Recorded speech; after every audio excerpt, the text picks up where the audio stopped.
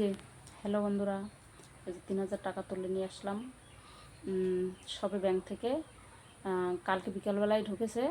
আমি আগের মাসের 14 তারিখে টাকা মানে ফর্ম ফিল আপ করেছিলাম।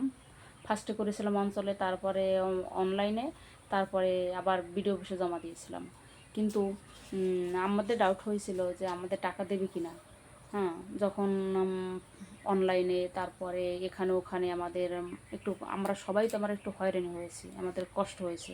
দেখো, আমরা তো আগে জানতে পারি নাই যে পুরুষরা টাকা পায়, কিন্তু পুরুষরা, আমাদের ঘরে পুরুষরা তো টাকা পায় নাই, আমরা তো জমা দিইনি, আমরা তো একজনেই পেয়েছি।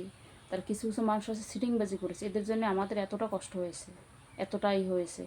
হ্যাঁ, যারা সরকারি চাকরি করে তাদের তো পাওয়া যোগ্য নয়, যারা ব্যবসা করে যাদের ভালো ইনকাম তাদের তো পাওয়া যোগ্য না, আমরা সাধারণ মানুষ।